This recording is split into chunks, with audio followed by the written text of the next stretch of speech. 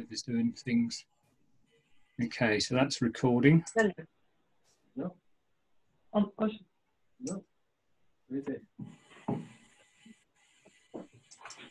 Oh, I've just pushed a button I didn't mean to push. Oh well. Let's see what happens. It asked me a question. Oh, I don't want to do that. Start it again. Because that'll be interesting. What, have we got a title for this? How to deal with field. Oh, I know. Yes, we have. Okay, found it. Fear of living in Las Vegas. Call it number 2. Yeah, I can't type all that in No. quickly enough. Right, I'm going to start typing things. If you'd like to maybe just kick off and say hello to everyone then. Okay. While I'm typing away. Hi everybody, good evening and welcome to this evening's webinar. So continuing with the theme at the moment of what's coming up for everybody in terms of worry, fear, doubt, or it could be anything else related to the situation. So whether it's directly related to COVID or it's related to being cooped up wherever you are, not being able to go out, but anything to do with the situation that we've all find ourselves in. I don't know about some of you, but I've been pretty much sat here or stood here actually for many hours over the last few days, every day, talking to people through this, because it's the only way really of meeting people. And it's the new reality right now. So started off this morning by speaking to 50 accountants who didn't want to accept the new reality. They wanted to be able to do things the way they were doing, and I had to be a bit blunt with them about reality and what we want as well. So how are you coping, and are there any questions that you have, anything that you want to deal with? And I know there are many things, having spoken to probably all of you or most of you individually, that are bubbling. This is an opportunity for us as a group, as a community, to deal with them and to learn also the things that are coming up for us through the experience of myself, Dave, John, Diane, Jenny, and Tim. We've all been working at this for a while. We've had different experiences, so there are some things we see coming up again and again and again. And hopefully you'll learn how to deal with it and also be able to help other people as well within the community as well. So, John, do you want to share anything? Because you've done a few of these now. You what? I know everybody else has as well. Well, I mean, okay. My experience over the last few days has been interesting. Was everybody on the call on Tuesday night? Yes. Not everyone. Most of us were, yeah. The call on Tuesday night, I came off that again as I did on the one on Thursday, but even more so, just in a really good place, feeling really energized. And then yesterday was just by 5 o'clock. You know, when you have those days when you just feel pummeled, just one thing after another, after another, after another, and it was news and all the crap. And found myself feeling quite, not fearful, but certainly just getting really fed up with the whole situation. And the thought that occurred to me was that we've got 1 week into this and we've got some weeks to go. And the thing that I did immediately, which I would strongly recommend to any of you, which I think you do, is I reached out to another member of the group and said, I'm having a shitty day, and we had a call. And as is invariably the case, 20 minutes later, I was back where I wanted to be. And then I've been on the rise ever since then. And it's weird because today, in terms of, if I look at what actually happened today compared to yesterday, it wasn't a great deal of difference. So it's not like today it was fabulous to log on at work and see the emails and have Zoom meetings deciding who we're going to, which of the stuff we're going to put on furlough and discussing the finances of the business. It's all tremendous, fabulous, uplifting stuff.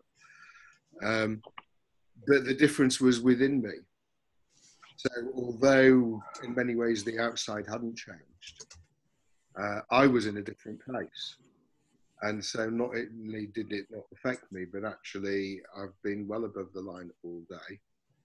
And that's where I am at the moment. So it's a real, and I think a lot of people will probably go through similar things. You know, one day you'll feel okay, and the next day you'll feel bad. First thing to do is to not judge it, because there isn't. You're feeling how you feel, so you may as well just accept it. But we are going to have good days and bad days. It's an exaggeration, I think, of what happens in quote real life, or the life that we were used to.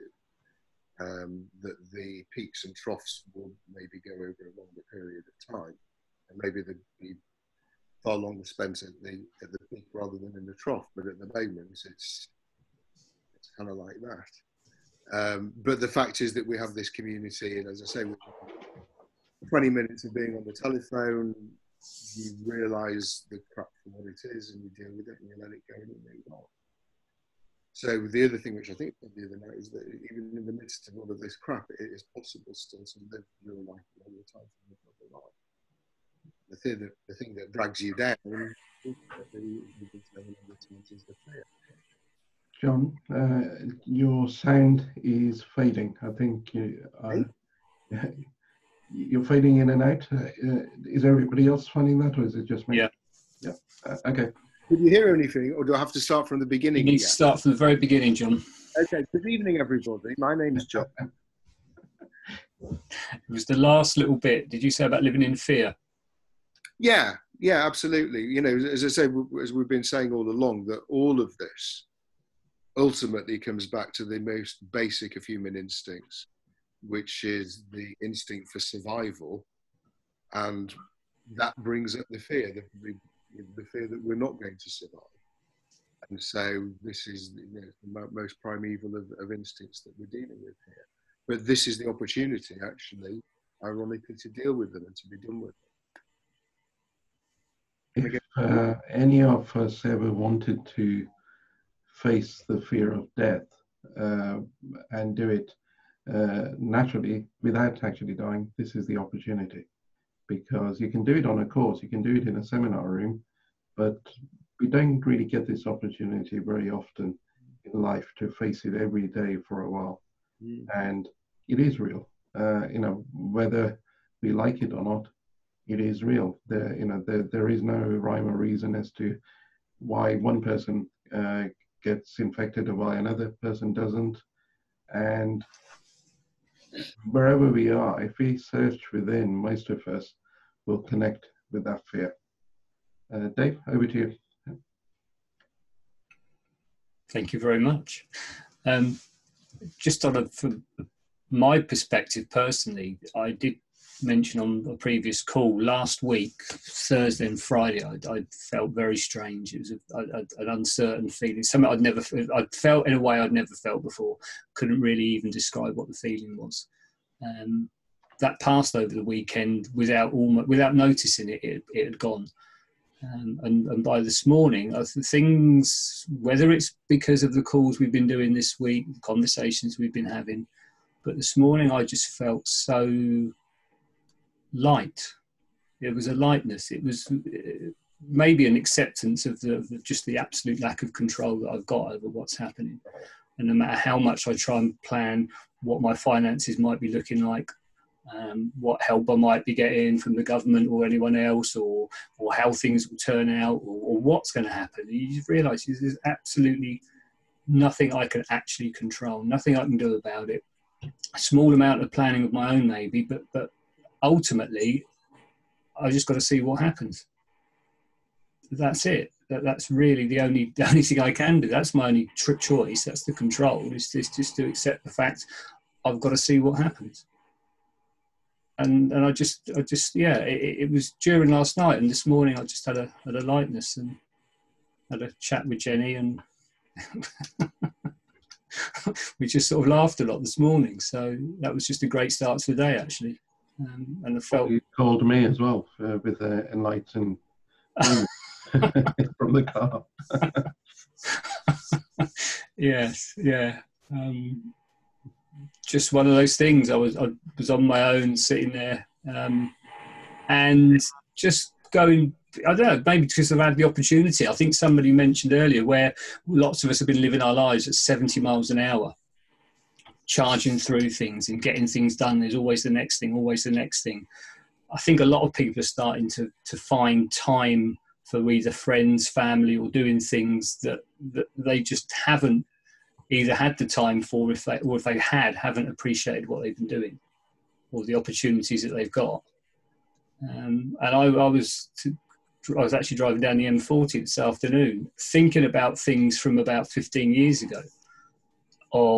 It started from there. It was a training that I did 15 years ago, a 7-day training, and there was one thing that was said, one sentence that stuck in my mind for 15 years, and I realised just how much that had been driving the way that I'd been doing things, and how much that one thought that had stuck with me had influenced all the decisions I've made in the last 3 years in particular, all stemmed from that and my reaction to it.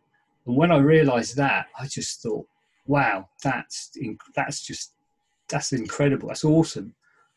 That one sentence that someone said to me, and I realised why it stuck with me and why I'd reacted in the way, and that's only as a result of the work and the things that we've been doing over the last 3 years at least. And that was quite a moment, and small things like that. I think possibly because I've had so much time to think about things recently, and that's really what I've been doing.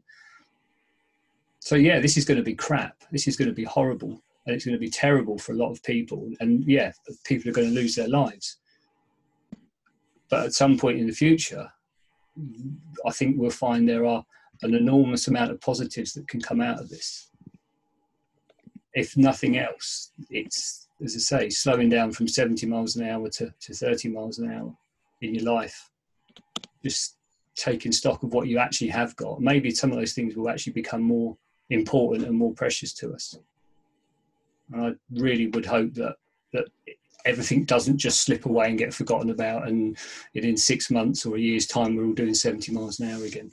I think that if one thing I'm going to take from all this is that can't happen. I'm not going to let it happen.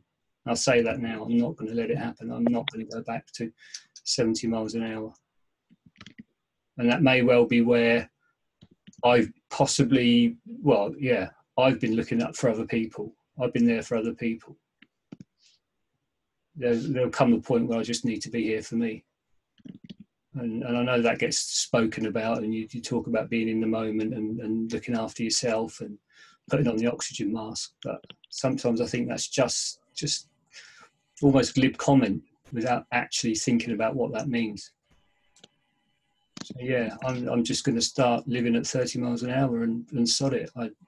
It's too important not to. It really is. It's too important not to. We're all missing so much. So much of our lives are just flying past. People out at work and their kids grow up. I say to friends when they have babies, just make the most of these, especially those first few years. Because yeah, you have to earn, you have to put food on the table, you have to pay the rent, the mortgage. But at what cost? Because you can't get any of it back. So just really, to me, the focus from now on is just to treasure everything. Yeah, I didn't quite mean to go there, but hey, there we go. Thank you for that. And just, Can you hear me? Yes. Yeah, if you stay close to the screen. It's not too pretty, is it? But never mind. But people that I've spoken to, just picking up on the last thing you said, Dave, which was so true. That in slowing down to 30 miles an hour, or actually, in some ways, it's stopping. And, that's when we talk about living in the moment, it is about stopping.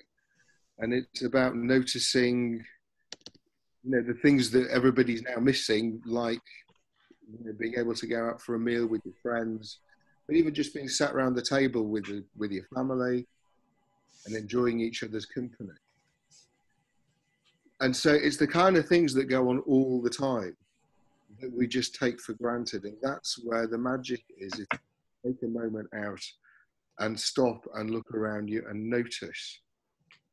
And really notice and look in the faces of the people that sat around the table with you and appreciate it and cherish it. And that's what this is, you know, bringing to the fore. The fact that this is taken away from us suddenly, you know, boy, do I miss X, Y, and Z, but it's there all the time. And when it's there all the time, we don't appreciate it. And the other thing, again, when you're talking about slowing to 30 miles an hour from a slightly different viewpoint, if you haven't been out, well, I'm sure everybody's been out, but if you go walking around the streets at the moment, it's so quiet. It's so peaceful. There's a few people out, but at any one time, the streets are mostly deserted. And on the one hand, it's maybe, somewhat surreal. But when you take a moment, it's actually really peaceful. And it's really nice, quiet atmosphere. So there's actually time for contemplation now, which we don't otherwise normally have as well. Plenty of opportunities at the moment. Sorry, Dave. I need to apologise, John. Diane, did you guys want to say? I just put a slightly different perspective on that because I agree with everything that's been said.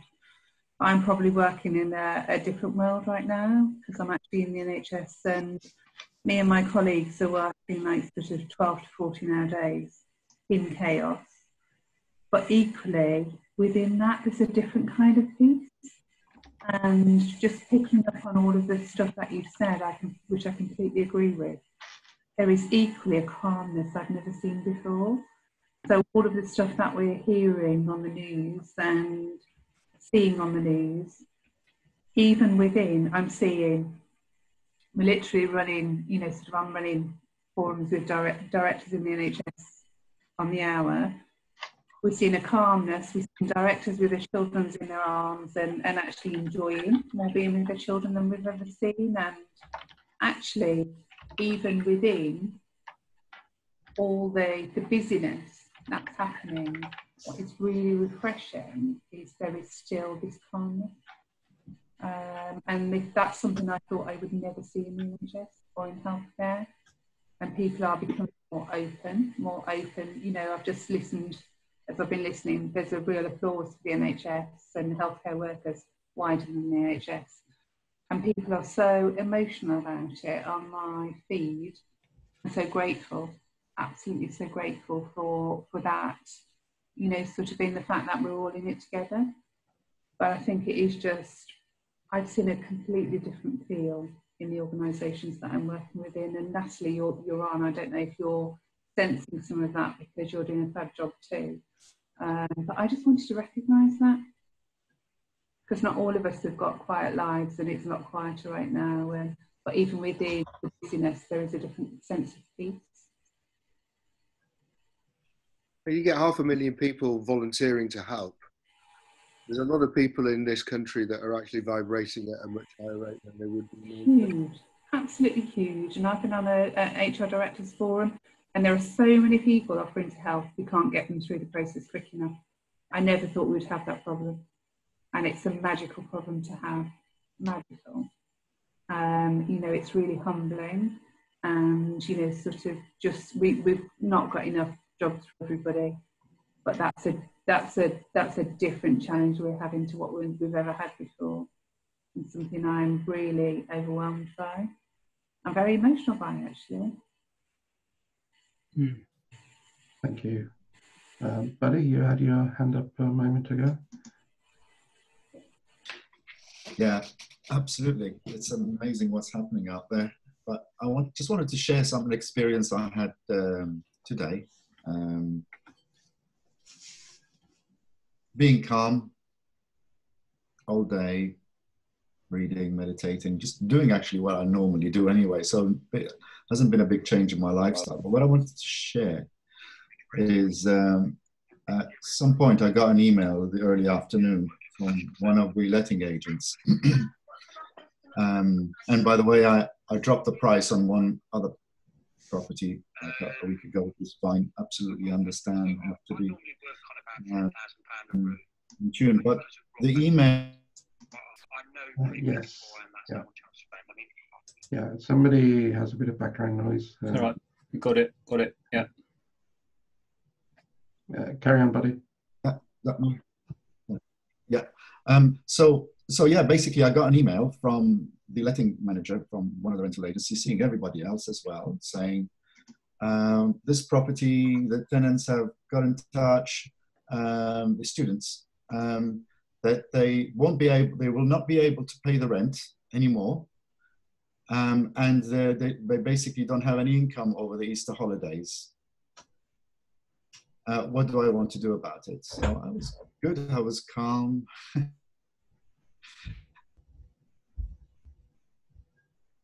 And I'm very pleased to have done that. And that this was not what they were saying.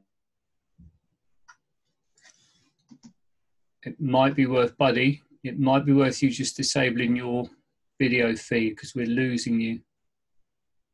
Basically, I'm going to disable your camera, buddy, and then we might be able to... for some reason, translated it into something completely... Sorry? Just hang on, buddy. Yeah, I was just going to say, we're losing you and your picture's frozen. I was going to see if I could disable your video and then it might improve your bandwidth a bit. It's not letting me do it. Can you turn your camera off, buddy? Maybe he's gone. No, we'll come back. Frozen, yeah. Who else? What has your experience been? What have you been touched by, like some of the people? What have you struggled with? What is your experience? Because the whole point of having these meetings is to be able to share, get rid of crap that we have, and also take in positive stuff from people.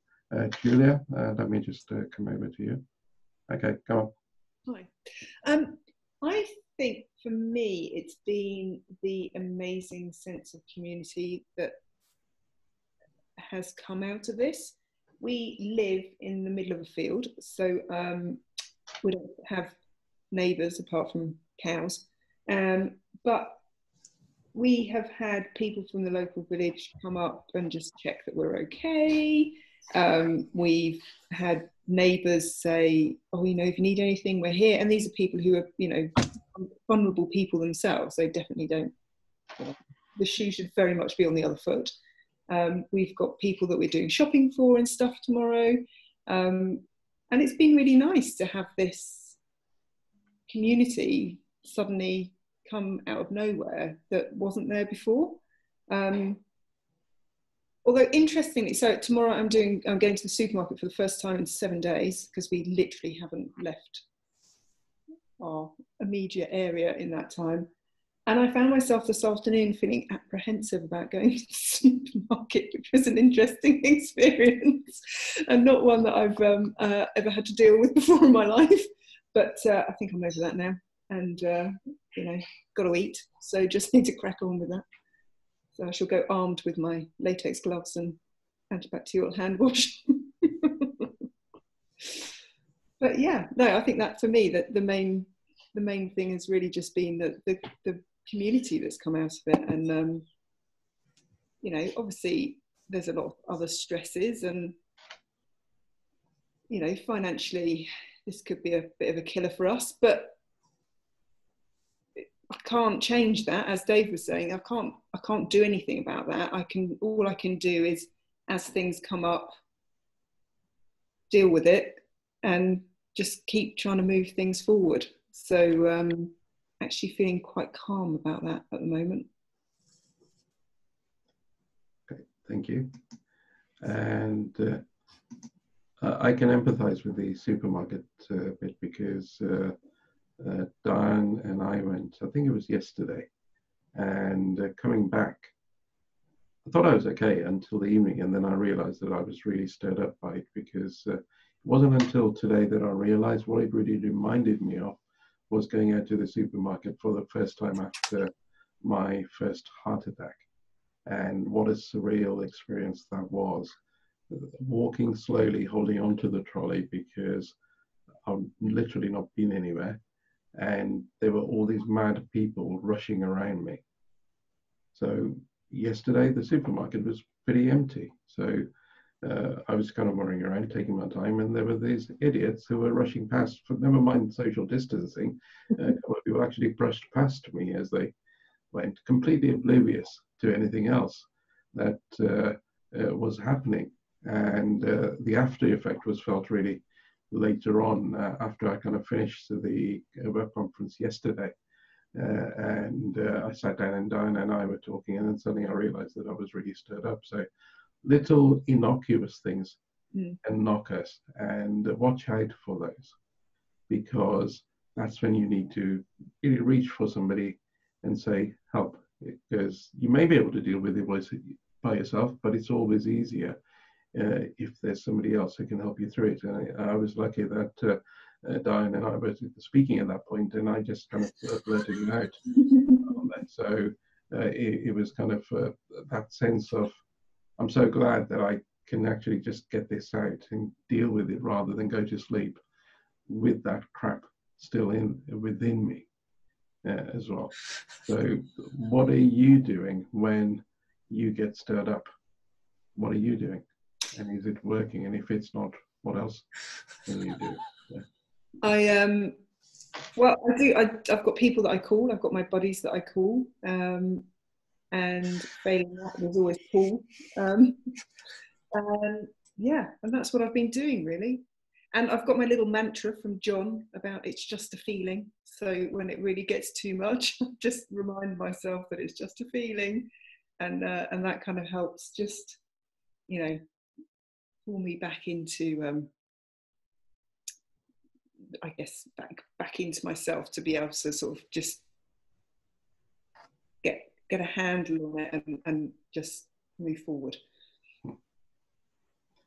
And it is that recognition that whatever is stirring us up, it's either just a thought or just a feeling,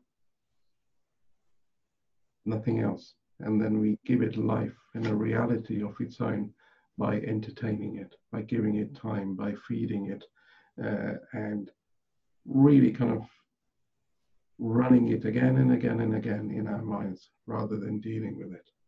And that's where the suffering starts for people, whatever it is that's happening for them. So who's kind of experienced that, where something happens and before you know it, you're caught up. And then once you're caught up, you keep on running it and running it, running it. John, you put your hand up. Yeah, me. Yeah.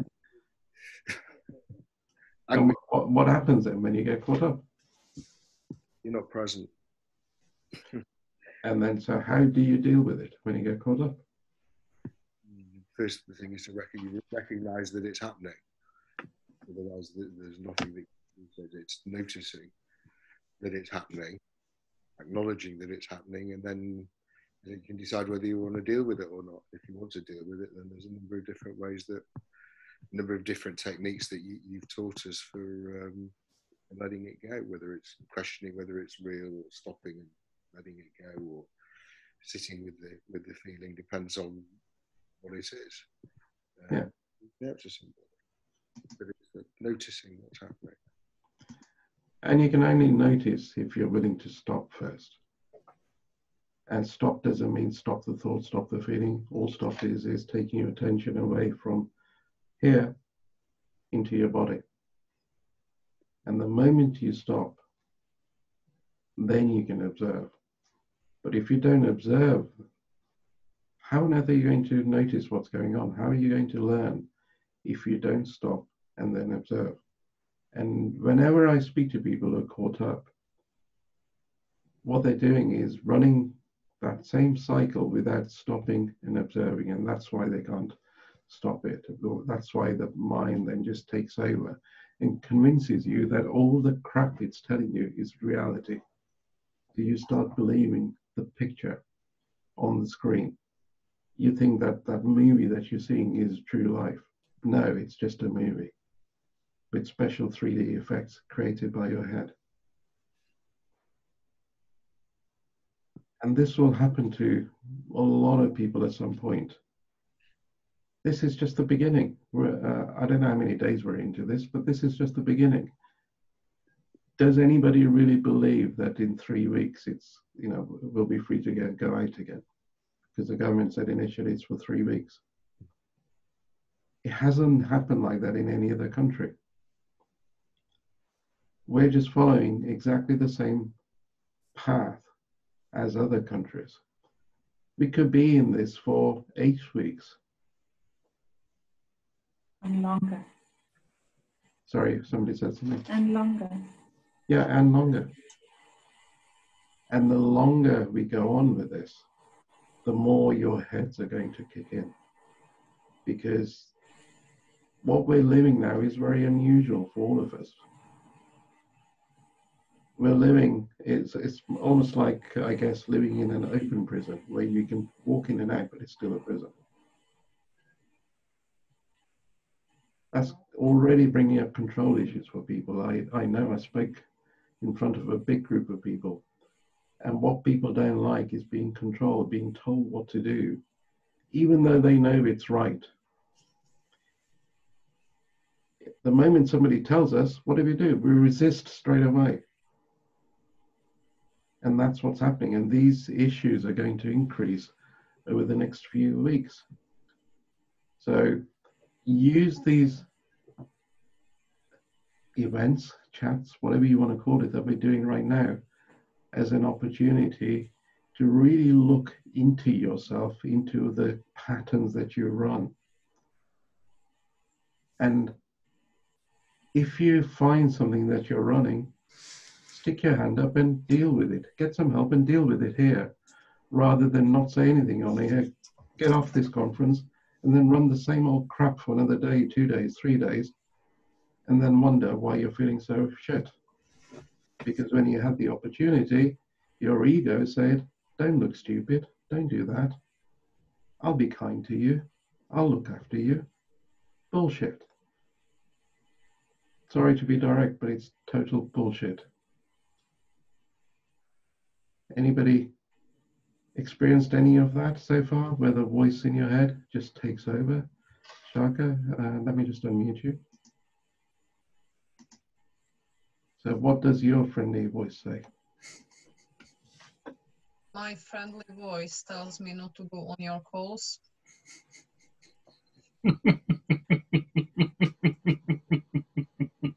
That might be the right advice, actually. That's the move, certainly if you want to survive. I've really struggled this week, and actually, before you carry on, I made it my mission to kill you. A lovely kind of way. don't be harder to me than you already are. Yeah, I promise you it'll be slow. Oh, well, if you want to kill me quick.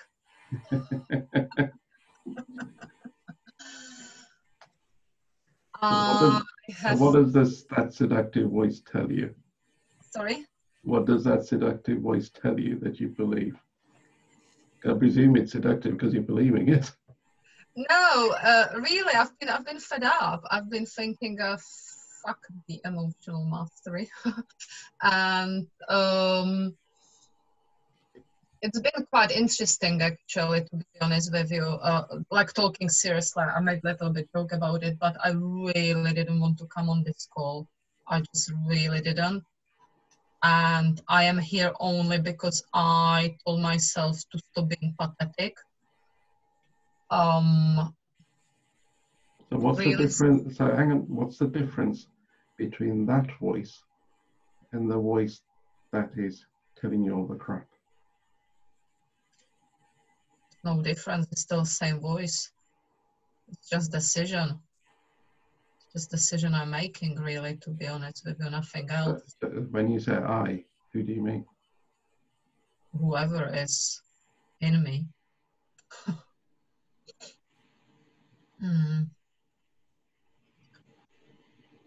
I don't want to start crying really, but I'm.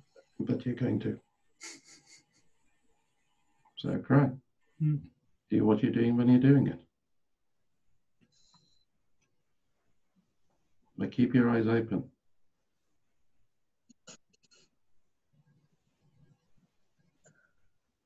Keep your eyes open. Because this is that voice trying to shut you down right now. Close your eyes, go inside. All will be fine inside.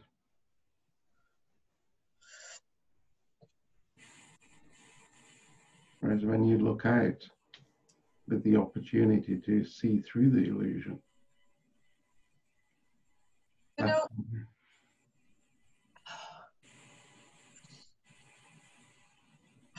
I am.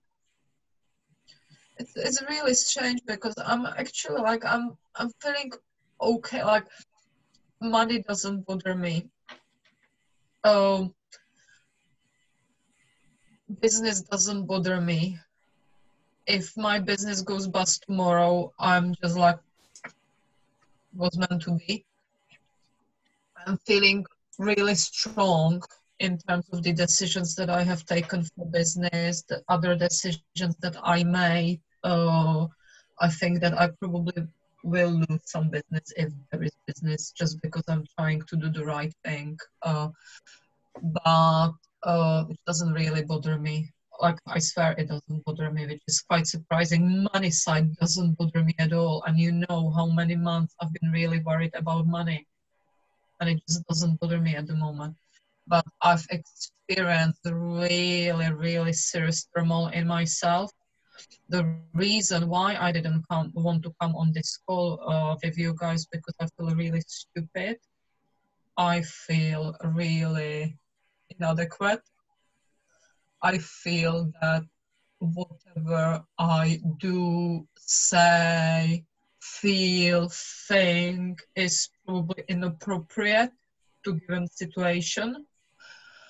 so when you keep saying I, who are you referring to? Whoever is in me. So who is it that's noticing that there's somebody in you? I don't know, it's me. It's all me. It's just all me. Says who? Who By is how I am. So who is the one that's saying it's all me? And who is the one observing? I don't know. You tell me. Well, find out. Find out right now. I've been even feeling guilty for the fact that I can go for fabulous walk because I live in the middle of nowhere, and I feel bad about it because I'm thinking people in towns cannot do that. So I'm selfish because I'm just going for the walk in the middle of the day with my dog. all of these things that I is doing, who is noticing all of that? I do. The same I that is doing the things is noticing it. I don't know. Maybe you know you've got this chimp on the shoulder, the black me, and here is the white me. So this is the baddie, this is the goodie, and you have to tell. Who is it that's noticing the goodie and the baddie? Whoever is in me, Sanjay, I don't know. You're asking me questions that I've got not answer to. So look, don't just answer from a place of automatic reaction. It's a serious question, because if you find that I, you will never suffer again in the way that you're suffering. I'm not saying you'll never be in pain, but you'll never suffer.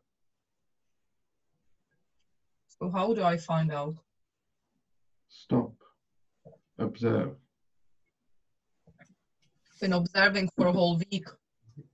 No. So that should be easy then. Stop. Observe. You've had a week's practice. But probably another 11 weeks to observe, I think.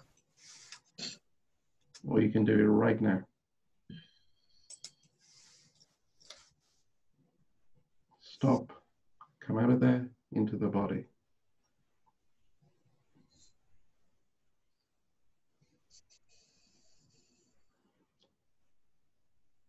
observe.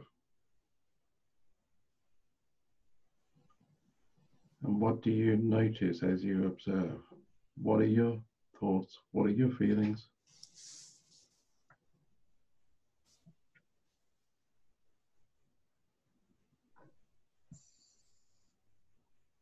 None of it matters really. You look quite peaceful to me. You know. I'm actually all right generally now. Okay, so observe. You didn't notice that a moment ago. You're too busy talking to notice that you're actually all right.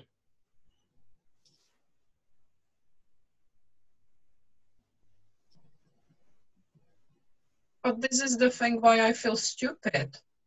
Hang on, stop, that's the voice again. Stay out of the head.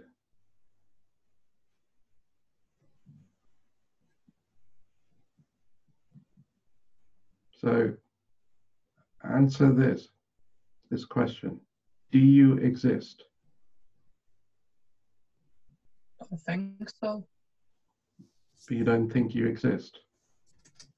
Well, I do, but you know, it depends on how you look at it. From the, Forget. Hang on, stop. Forget all that mind crap. Do you exist? Yes or no? Yes.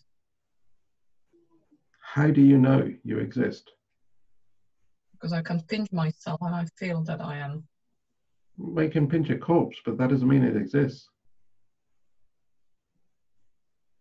Do you exist? Not your body. Do you exist?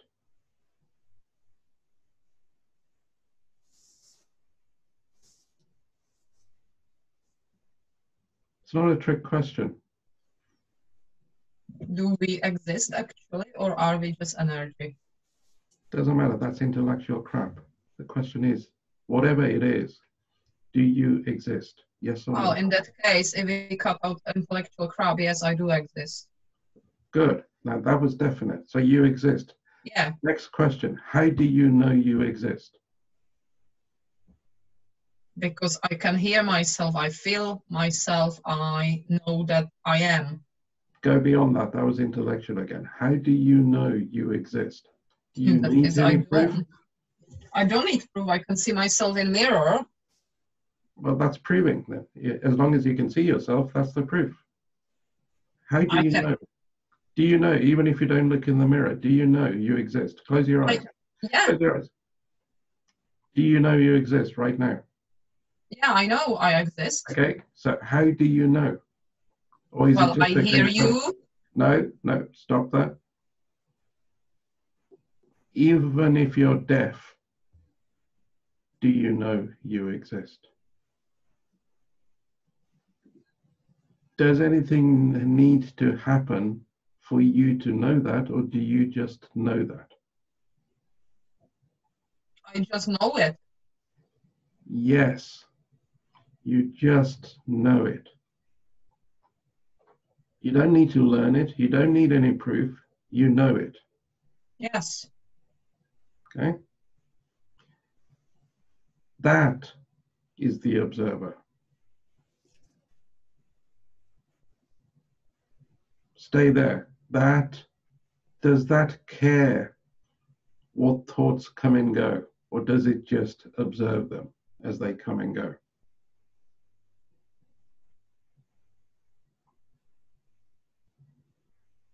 Just observes. Does that care what feelings are there, or does it just observe them come and go? It observes. So it's not the thoughts, it's not the feelings. Does it just observe the body? Has it always been observing the body?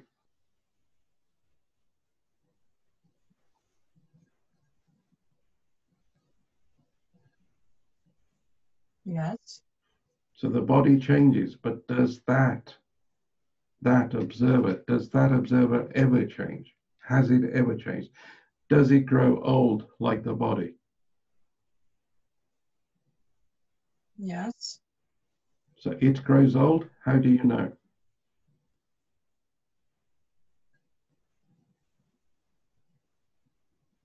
So it's older today than it was yesterday. It's older today than it was a year ago. I think because everything gets older, but then things also reset. How do you know? Stop thinking. Stop telling me what you think. How do you know that everything gets older? I don't. It's an assumption. So, does this observer know that everything gets older? The body gets older. Because only the body lives in time. Does this observer live in time? No. Okay. So you're not your thoughts, you're not your feelings, you're not your body. So who am I? Who's asking?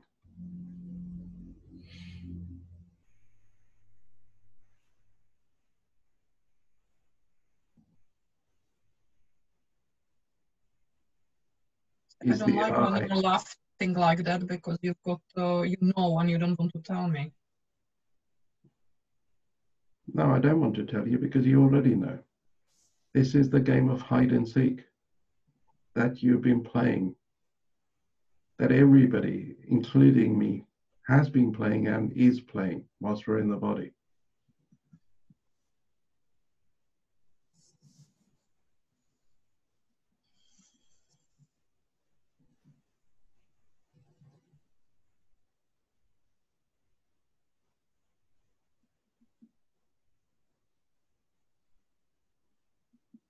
Does the future exist?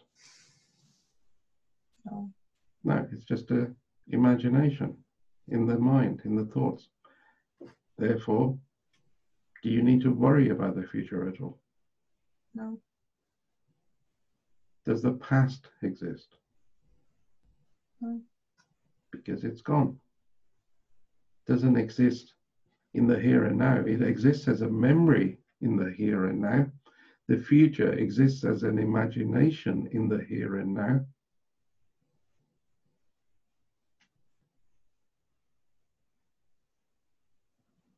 So right here, right now, just in this moment, stay in this.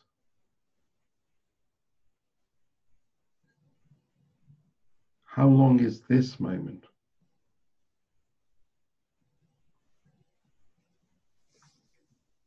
It's just all the time, just now. Yeah, it's all the time. Now is the only time. There is no past, no future. It's now. So this saying, I need to learn to be in the now, it's bollocks. You can't be anywhere else but now.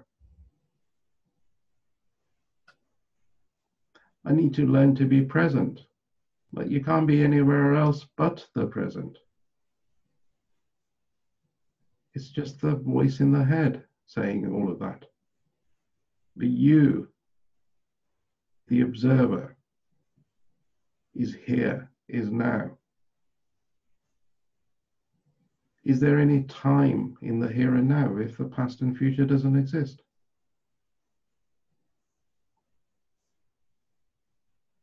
When all there is now.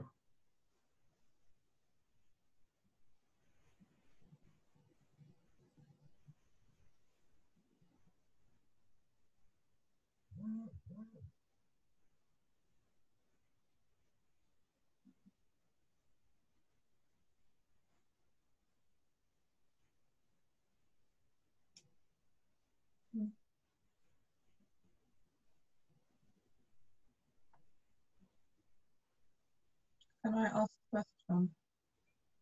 First answer the question I asked. It was,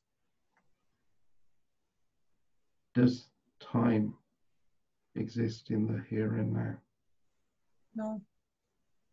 That's what it means to say we are timeless. Because in the here and now, there is no such thing as time. Even time is a concept of the mind. It comes and it goes. The clock runs out. That means it doesn't exist because it changes. The observer, does the observer change? Or is the observer changed less?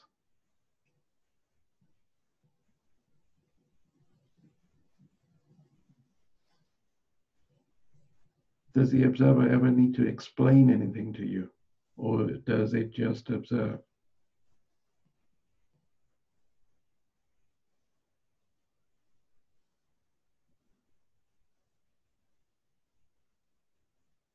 Does it judge you?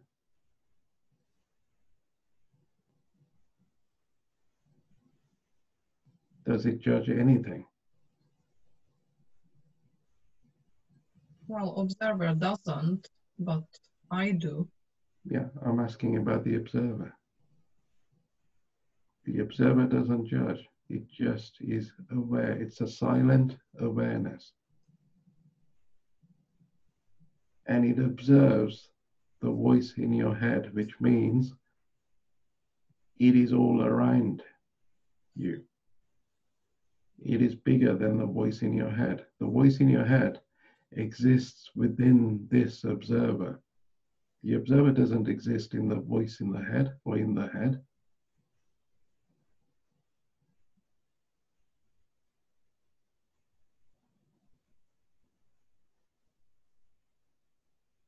Find somewhere, anywhere, where the observer isn't.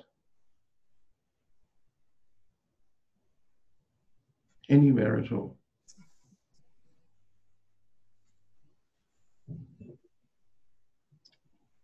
I feel that this is a little bit complex for me, like find where or... Anywhere. Stop and observe. Where can you find that the observer doesn't exist?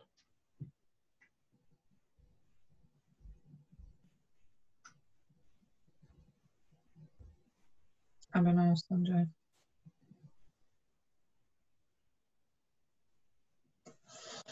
I don't know. Where does it exist? Do you know that? Oh. Is it beyond description, beyond concepts, beyond Yes. size? Yes, it is. At least for me, it is. What does that tell you?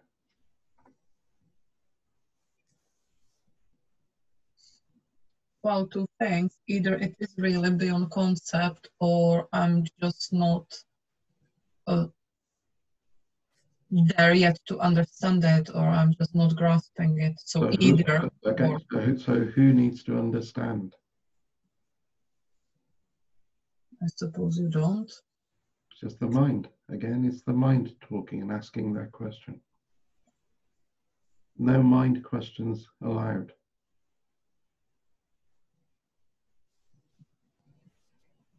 Mm.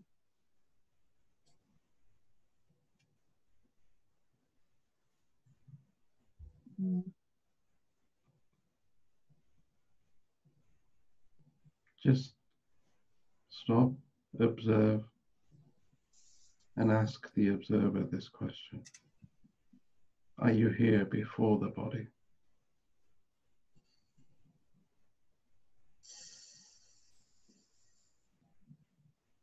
Yes. Next, are you here after the body? Yes. Next, are you here in the body? Yes. Next, are you here outside the body? Yes. Next, are you everywhere? Yes.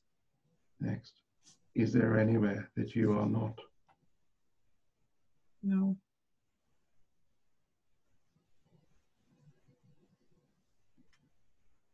And all this came without you stopping to think.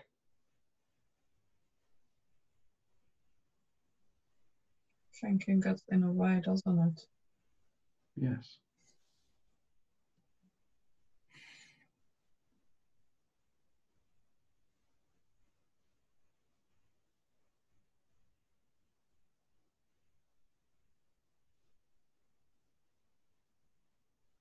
This is what it is to know yourself.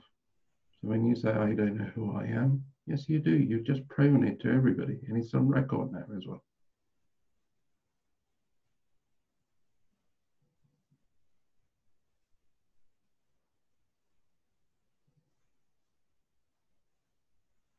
the I that is referred to isn't this observer. The I that is referred to is the mind speaking to you,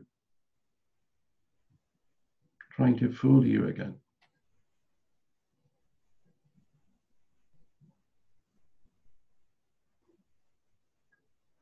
And when you get a chance, watch this recording and just repeat it. Just play it and repeat this exercise. Because that's all it takes.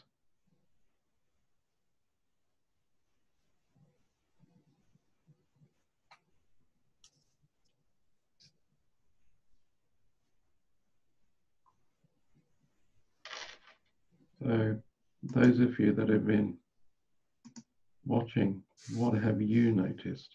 Did you just let Shaka know what you noticed? So just put your hand up.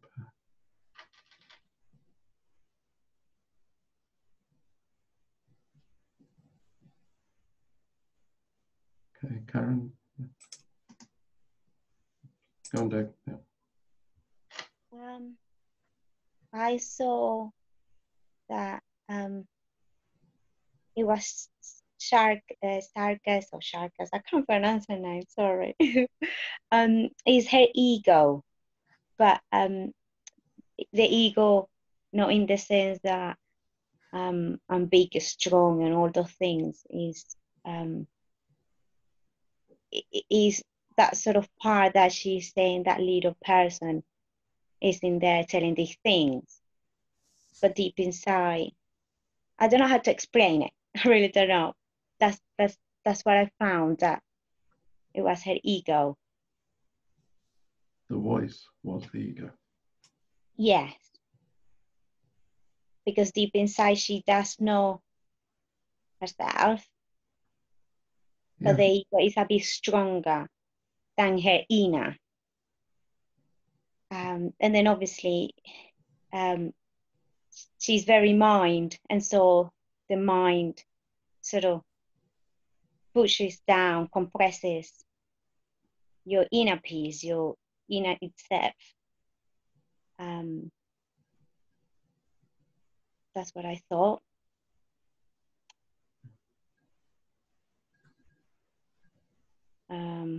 Anything else may come back to me later, but that was one of the main things to me. Okay, thank you. Who else? What did you see? What did you notice? Dave? Shaka, you've got a stillness, a calmness about you now.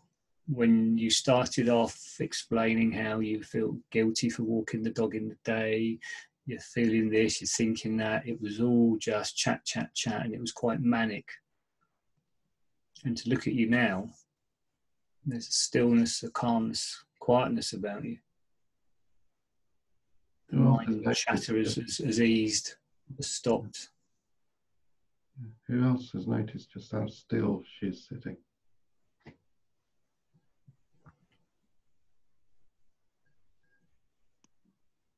What else? Who else?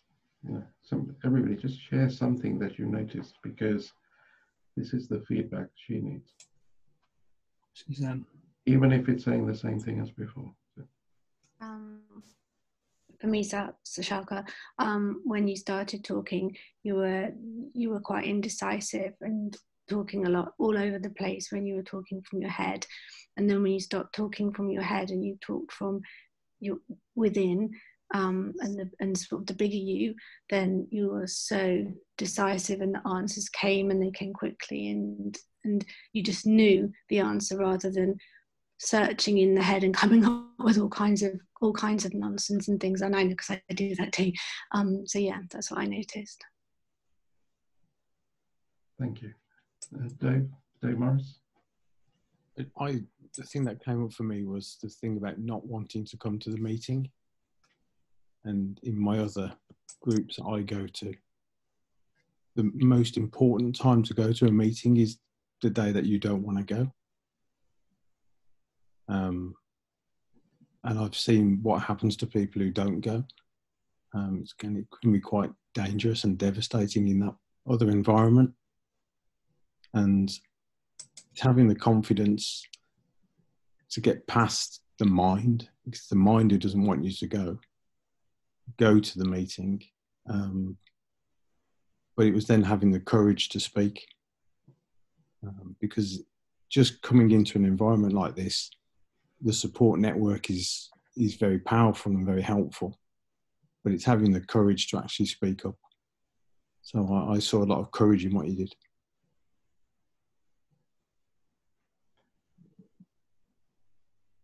Anybody else? Diane, let me just, Dave, go. Yep, got it. It's not. Wait, there we go. Yeah, perfect. Thank you. Yeah, I think C.A.P recognising all of the mind chatter and the resistance, I'm absolutely with you, and that comes up for me regularly. I just concur with what Dave Morris just said a moment ago. Actually, it's like that build up before a meeting or getting together. It's like sort of the mind can really kick in and take us out. When we get beyond that, which you clearly did when Sandra's working with you, and fair play to you for being so courageous, because you could just see the absolute stillness that came within. I don't know how you feel right now, and I'd be really keen to understand, but you just look completely at peace. And you worked through that. You got yourself in the room, and you're here now. So fair play to you. Well, just want everybody just to say a few words, whatever you noticed, even the slightest thing. Lola, just wait a moment, Lola, we'll unmute you. You click it away and nothing's happening. Let me try it. There we go. No, yeah, that's it. Can you hear me? Yeah, just come closer to the mic. Yeah. Thank you. Yeah. Yeah, so I guess I'm just repeating what other people are saying, but I just looking at C.A.P, just the vision is a calm vision. And I became calmer myself as I saw her becoming calmer. It's just a completely different state that she was in at the beginning. But when C.A.P, you start asking about the whys and the hows and the, and as Suzanne said, you started to come from within, you started with your answers. I just saw the calmness in you. And I, as others have said, I say fair play to you. You always step up in these meetings. You say you don't want to come, but you always step up and you get the benefit. So fair play to you. Jenny, were you going to speak to yourself before? I just have Yoda in my brain just going, the mind is strong with this one. Because you can see just the mind just so powerful and trying to drag her back every time. And it's around, it's simple. It is simple. It's sore. We learn it from day one when we speak to Sanjay, and it is the most simplest model that we will ever be taught on our emotional intelligence journey, yet we try and fight the acronym all the time of stop, observe, accept, release. And as soon as Sanjay took you through that process, C.A.P, you went out of the head and into the body, and that's when the calmness came. And all we have to do and keep reminding ourselves is just to go through the simplest of models, but the mind will resist it, the body will resist it, the heart will resist it, because it doesn't feel like it can be that simple, but it is. But yeah, all I have is a Yoda. I have a little Papa G as well. I have my Sanjay G. But Yoda, the mind is strong with this one. Let it go.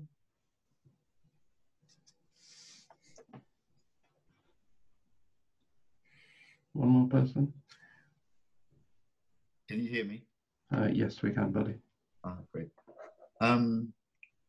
I think you can see that she's very much observing now. And I'd be really interested to know what she's thinking. Why do you want to know what she's thinking? Because I think she's calmer. She's so much calmer. And I think she's just seeing what people are saying. But that's and just witnessing. Thinking. That's the absence of thinking. Yeah. So find out the. Okay, so maybe not thinking. What could she say? Is find the absence of thinking, and you'll only ever find that within you. Yes. Yeah. I can tell you, buddy, what I'm thinking. Shaka, just say that again. I said I could tell buddy what I was thinking. Okay, go on. I'm not thinking much.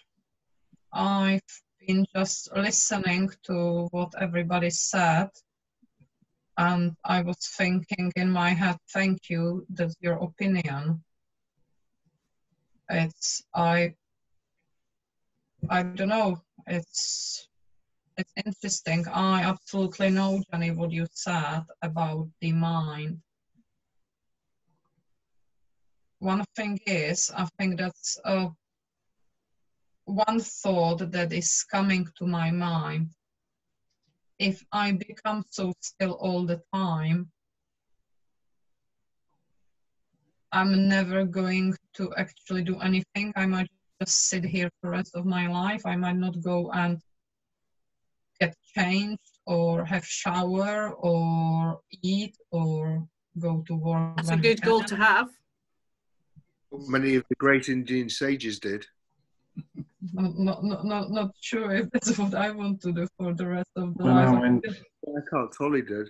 Yeah. When I went to America for the first time, to my first releasing course, which was actually with the Sedona method version, and we left Birmingham in the morning to fly to Belgium, to Dallas, to Phoenix, to Sedona. So as you can imagine, by the time we got to Phoenix, we were pretty knackered, only to find out that our bags had taken a different route to somewhere else.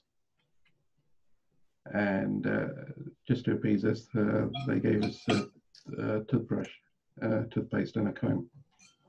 That's all we had. And this was kind of late afternoon by the time we got to Sedona. 7 p.m. We're gathered in the room for the seminar to start. It's a Sunday evening. And we're knackered. I'm knackered. And we walk in and there's a big circle of chairs, about 40 chairs in a circle. So we're all sitting in a circle. And Hale, the tutor, gets up. Now we spent a fair bit of money to get there, minus our clothes as well. And the very first thing he said was, everything in life is meaningless.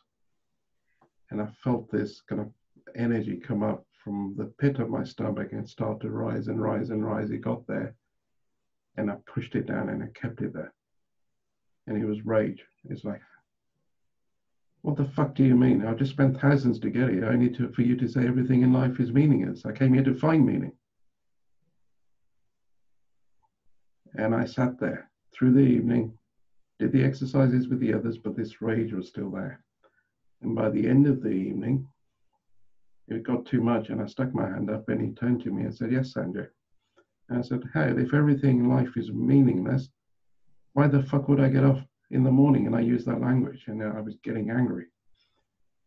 And he looked at me, he looked around at the whole group, and then he looked at me again and he burst out laughing. Sanjay believes that if he just sits there and smiles, nothing will happen in life. And then he moved on, which made me even madder because now he'd made fun of me. And he just left me there and I stewed for 4 days through the retreat because he never addressed it. And on the 4th day, in the morning, I joined the others for a walk for the first time. And in Sedona, the countryside is just stunning. And we were going up this rocky hill and I kind of lagged behind the others. And I ended up by myself because the others had gone ahead. And I was miserable.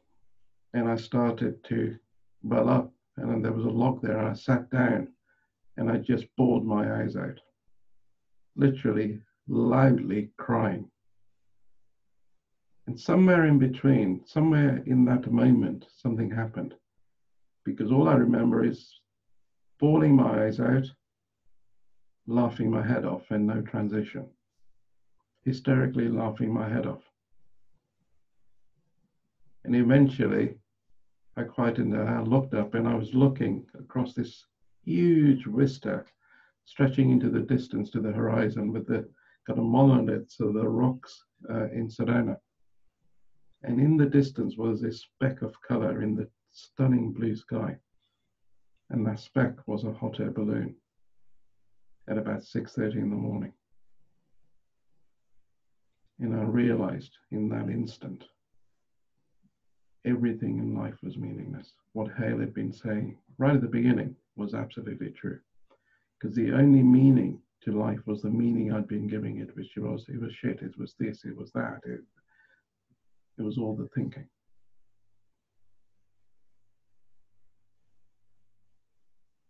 So your mind is trying to reassert itself with another lie.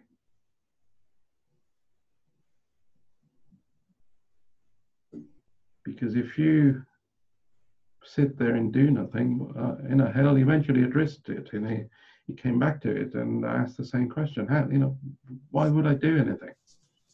So this was after I'd come back that day. We'd gone into the seminar room, and I plucked up the courage to ask him, can I go back to what happened on that first evening? And he said, you won't just sit there and do nothing, because for no other reason than that you get bored, you'll get up and do something. But you'll do what you feel like doing, not what your mind tells you you should be doing.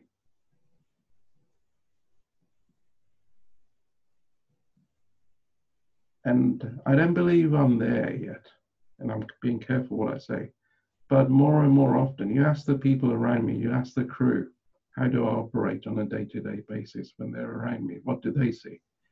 Me thinking about what I've got to do, or just kind of feeling my way through it. And if I feel like doing something, I do something. If I don't feel like doing anything, I don't do anything. And I've seen more success come to me through doing less than I have through all the hard work that led to my heart attack. But you've got to face up to the mind and say, go on then. I.e., come and get me. If you say that if I just sit here and do nothing, all the whole world's going to fall apart, go on then, get it done. And it never does, because it can't deliver on its lies. The mind cannot deliver on its lies. That's how you prove it's the mind. Come and get me, and it never does. It hasn't for nearly 30 years now. Because I still get caught up, it still catches me, and at that point it's come and get me. Or ring one of these people up and they'll remind me. So I dare you to find out. But the mind is seductive. You need, just keep coming back to this place. You'll have this recording, put it on in the background and just listen to the instructions. In fact, Jen, can we in the future strip that bit out so that we can have it as a separate section?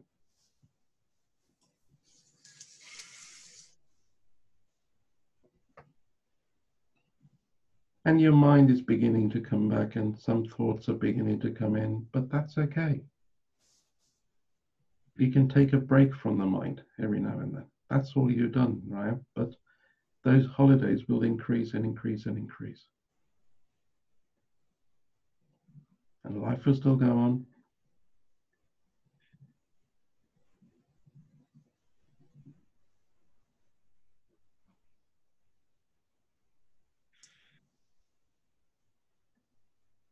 Can I say something, Sanjay? Yeah. And in fact, I personally, from my own perspective, because we've all discussed what we are all now facing with coronavirus, with our being at home and not seeing people, etc., etc. Okay, so let me, just before you share, just go in again. Stop. Okay, I'm just going to lead you something. Stop. Observe. Go to that place of stillness.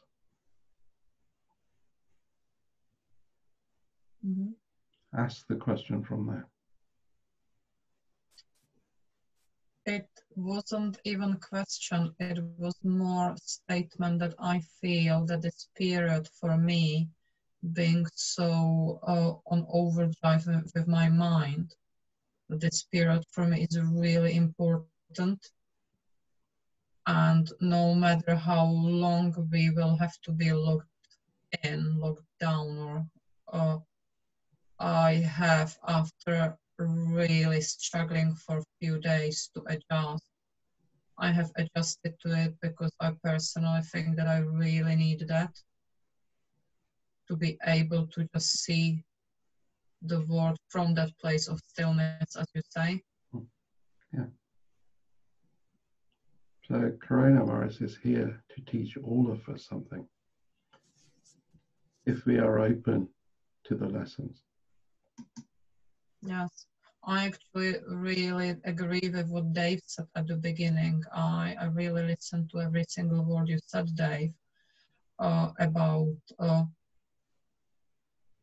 it's a very difficult situation, all that a lot of people will die. None of us knows whether it will be one of us, but on the grand scheme of the things, it may be a blessing for the humanity in terms of us refocusing and resetting and deciding what is important. That's why I personally am not worried about my business, money, or anything like that. This is for first time. So I'm not worried. just stop, go back in, connect with that observer, that stillness, and see if we can go even deeper.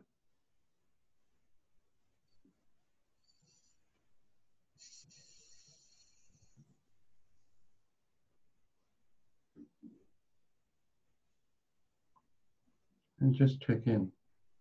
Is it in coronavirus as well? Does coronavirus exist within this?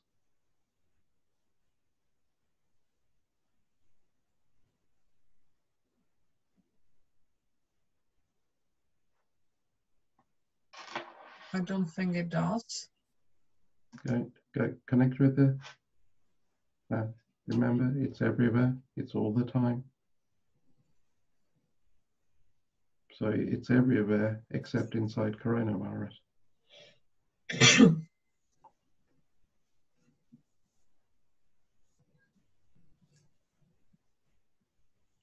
let me ask the questions again.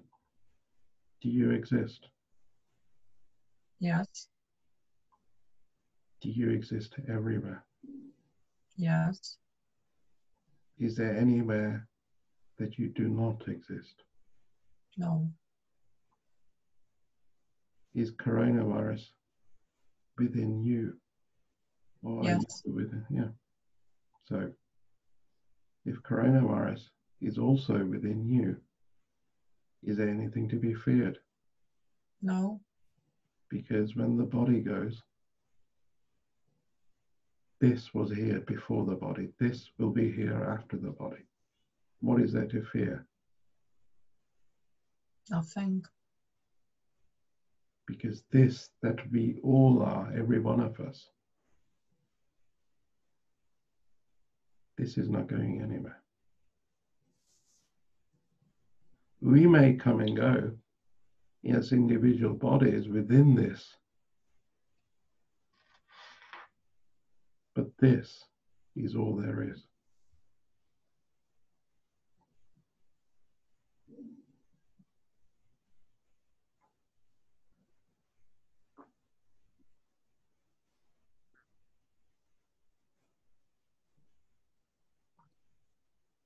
So I'd like you to practice this over the next whatever many days before our next meeting, and see if we can find somewhere, anywhere, just one place where this is not.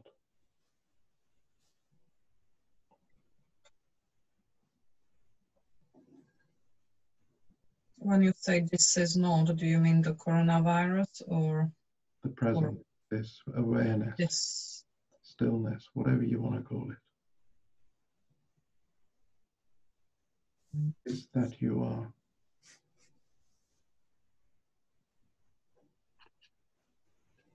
Because it's one thing to say it's everywhere. It's another to experience it. So whatever you touch, whatever you feel, whoever you meet, just check.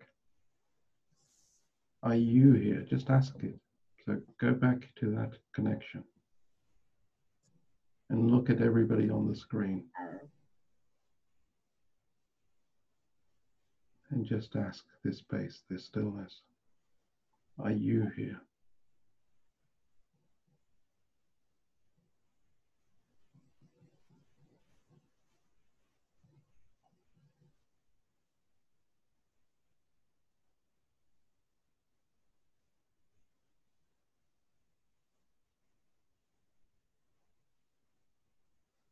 And all we do when we meet each other is meet ourselves.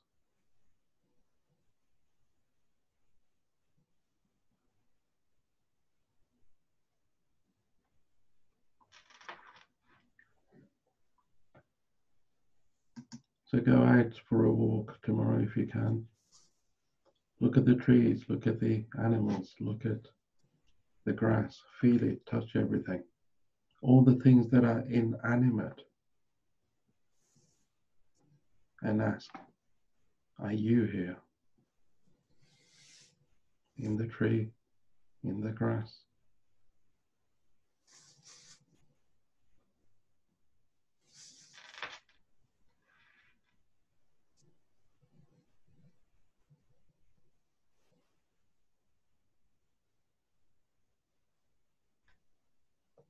Would you do that? Yes. This is quite easy for me.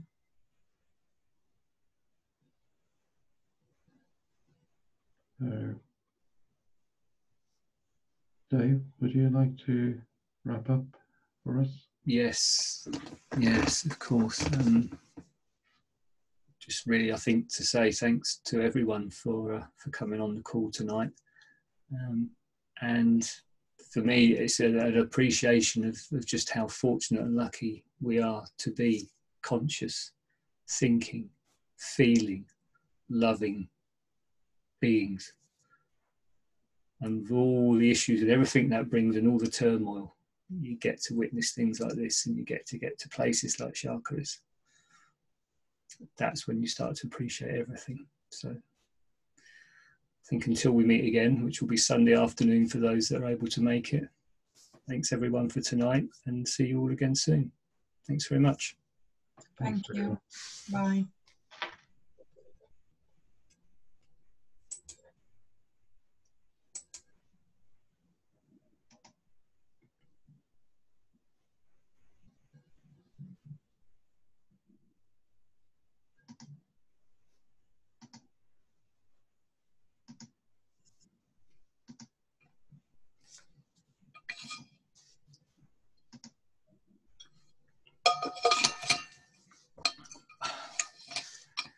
Stop the recording.